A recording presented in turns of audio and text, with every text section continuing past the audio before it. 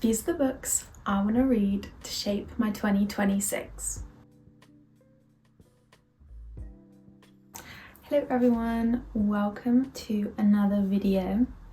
Today I'm going to be going through all the books that I want to read in 2026. So I picked a range of books and I wanted to show you. So they're fiction, non-fiction, and I just wanted to go through them and explain why I want to read them and what I want to get out of them.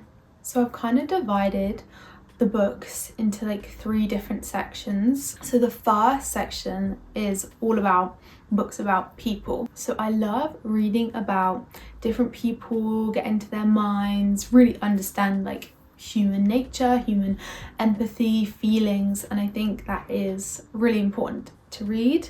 I think everyone should read books like that. So I wanted to go through and show you which ones I want to read this year.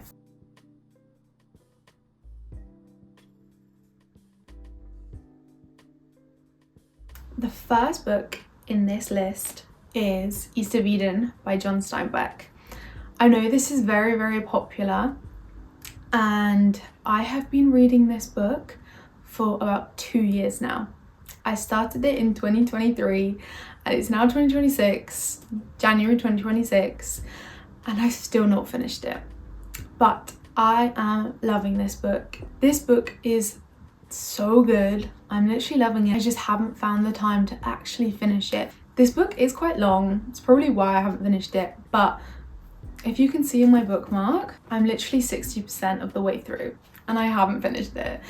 And it's really bugging me because this book is so captivating. So you learn about all the different families and family relationships, and you kind of get to the core of why people are the way they are, how people are the way they are, through their childhood, through their sibling relationships, and I think that's really, really interesting. I've definitely connected with this book, so I don't know why I haven't finished it, but this year my goal is to finish this book. So that was my first book I want to read, or I want to finish in 2026.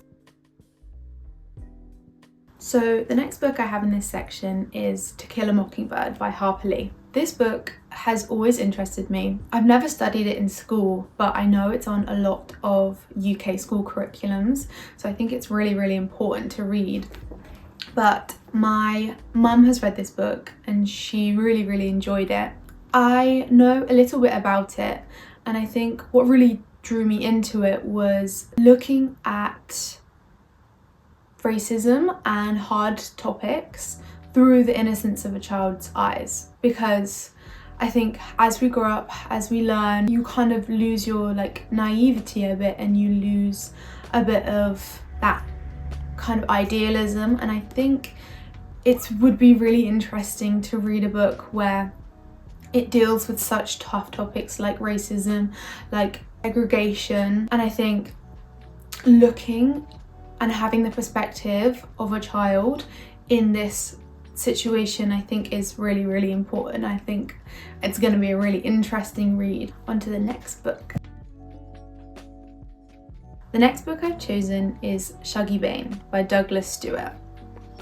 This book has been on my radar for quite a long time. I've been wanting to read it for a really long time, so I finally thought this is the year I pick it up and I have a little read.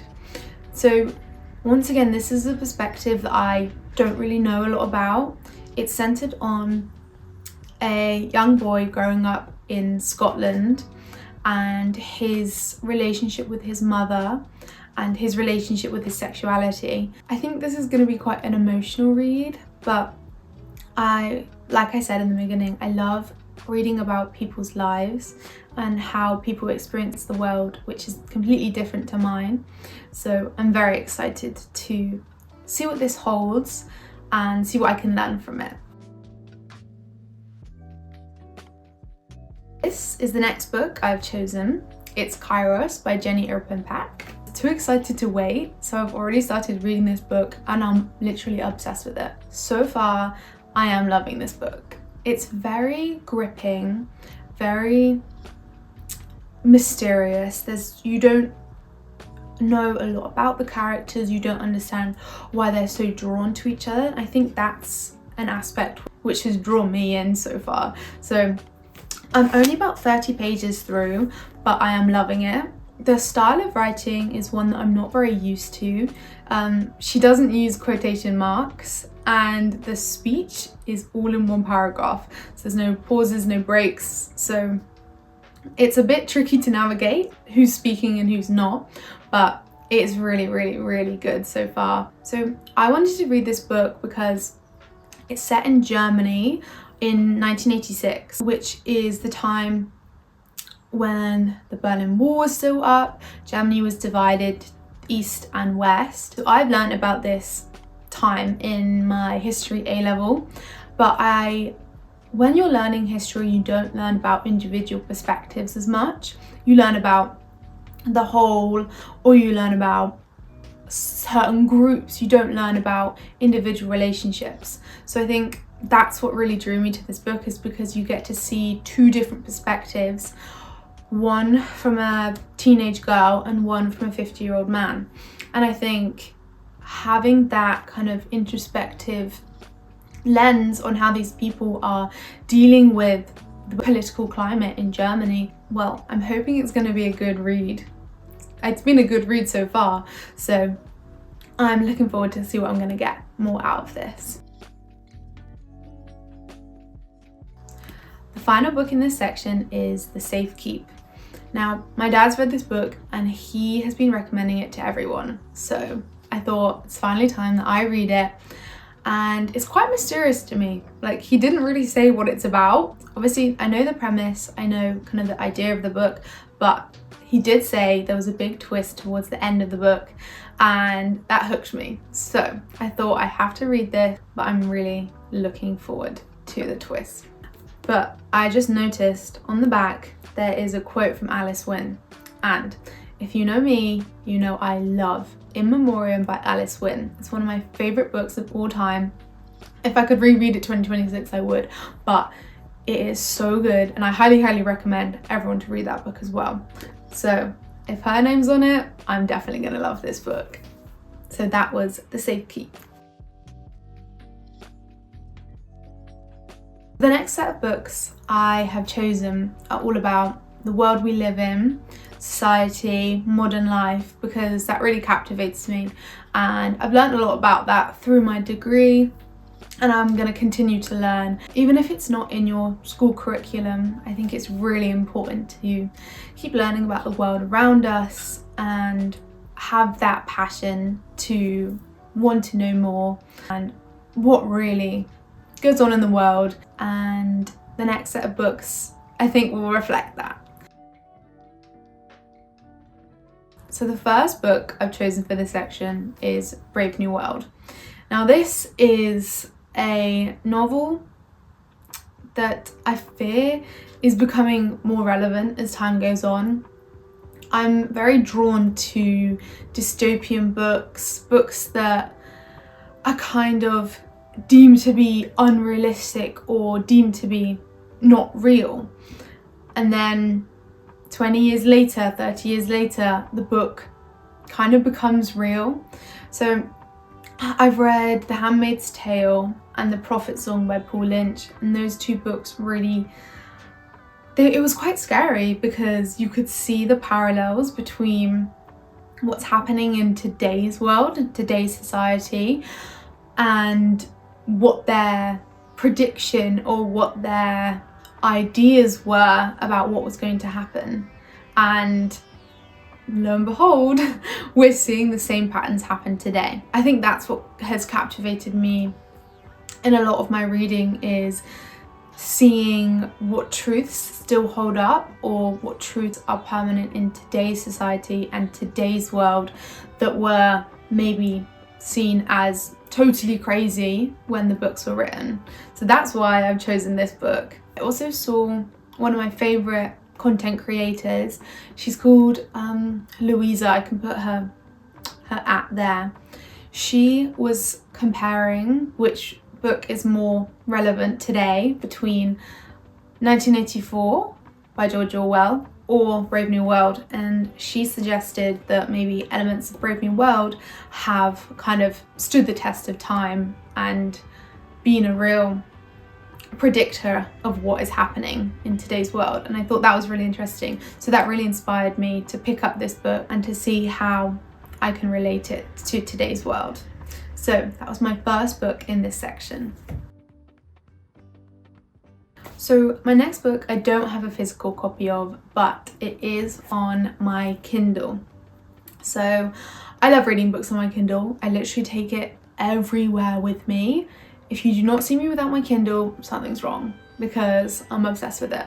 So I've got it downloaded on here so I can read it on here, but it is Flesh by David Szalay. This book did win the Booker Prize, but more importantly, it was on Dua Lipa's 2025 Books of the Month.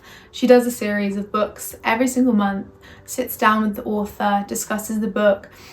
I saw this book come up on my YouTube, and it was an interview between Dua Lipa and the author David Szalay, and I clicked on it and I was so fascinated by the concept and by the idea, and I love Dua Lipa's book recommendations. I've read a lot of them, and a lot of them, my 2026 TBR have also been Dua Lipa's Book of the Month. So I just thought I had to pick this one up, and I love every recommendation she gives. So I'm very excited to read this book. So the next book is also one of Dua Lipa's 2025 Book of the Months. It's Drive Your Plow Over the Bones of the Dead. This book is written by a Polish author, and I really wanted to get into books in translation, women in translation, and I think this would be a great start. It also has a lot of topics which I'm actually interested in. So the main author is actually a translator of William Blake, and also in my A-level I've studied William Blake and I really enjoyed his work. So I think comparing William Blake or some of his writing with this author to see where they compare, contrast, see if she's borrowed any of his ideals or concepts, I think is going to be really interesting to look out for, especially because I've studied it. I wanted to pick this book up because it says that the main character likes to spend more time with animals than she does people. I relate to that a lot. I love animals. I have a little dog, and I feel like that is something I can connect with. That was my next book on my 2026 TBR. The final book in this section is A Cook's Tour by Anthony Bourdain. If you can tell, this is a little bit of a different one. I've got to have some fun, interesting ones. Well, I'm hoping this book's going to be fun. I chose this book because I love memoirs. I love learning about people's lives, real people's lives, and I've never read anything by Anthony Bourdain. But also, I saw this quote from him and I thought it really spoke to me. And I was like, I feel like I like his vibe. It's, if you're 22, physically fit, hungry to learn and be better, I urge you to travel as far and as widely as possible. Sleep on floors if you have to. Find out how other people live and eat and cook. Learn from them wherever you go. And I think that really just encapsulates how I want my 2026 to be.